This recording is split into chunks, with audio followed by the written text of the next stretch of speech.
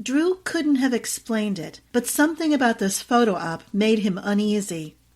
In light of that, and knowing to trust his instincts even when he was tired, he took up his post at the very edge of the dock, back to a tree trunk, arms crossed, and scanned the area the way he'd been trained to.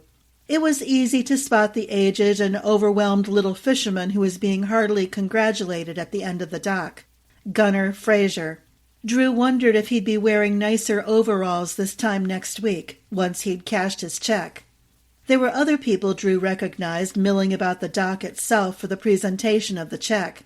A couple of business owners, he figured, from the association. The mayor was out there, along with some members of the town council already in their casual weekend clothes. No sign of Chapman. Standing off to one side of the dock were two men who looked out of place in expensive suits. They didn't seem to be part of the association crowd.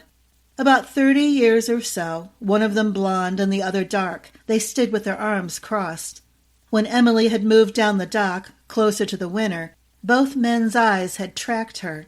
Were they just interested because they were men and she looked like everything a man was naturally drawn to? Drew wondered. Or could they have been sent here by the Contis? Something didn't feel right. Drew nodded to someone who greeted him, but didn't take his gaze off the men as Ed brought the celebration to order. He produced a large paper check to the sound of cheering. It was difficult to see Emily down there for a moment, but one of the men, the blond one, moved a little until he had her back in his sights.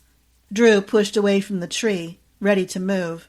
At the end of the dock, whatever Ed said had people clapping again. Emily obligingly arranged herself to take the picture, gesturing about the best way to stand. They laughed at something she said. Everyone shifted on the dock. The two suits studied her relentlessly as she placed her camera back in its case, left it sitting on the wooden boards, and strode a few steps over, notebook out, to chat with Gunner Fraser. She scribbled but did not look away from the victor's face, that light, hospitable smile never leaving hers. Gunner seemed to glow in the beam of it, to puff himself up a bit. Drew wondered, a little uncomfortably, if he looked that same way when Emily smiled at him. The old man began to talk to her with animation, gesturing to the water and laughing like a boy as Emily's pen moved across the notebook. She said something, and, like Drew, the two suited men missed none of it.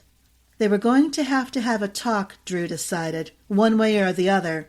He was just stepping off to move closer when the blond one pulled away and sidled along the dock toward Emily.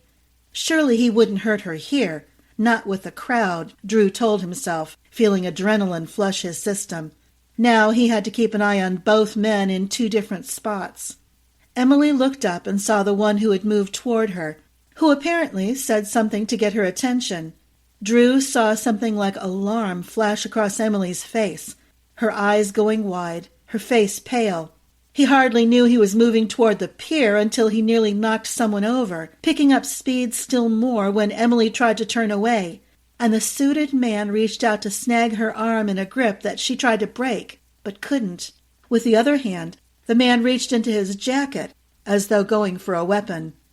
Drew ran hard, shoving through the scattering crowds along the dock, uncomfortably aware of the other man behind him, even as he moved so fast. His feet pounded loud on the wooden planks. People started to scream. The man who still had hold of Emily heard Drew's approach, because he pivoted awkwardly, stumbled in surprise, and somehow, though he seemed to release Emily's arm, reeled just enough to manage to knock her right off the dock and into the lake.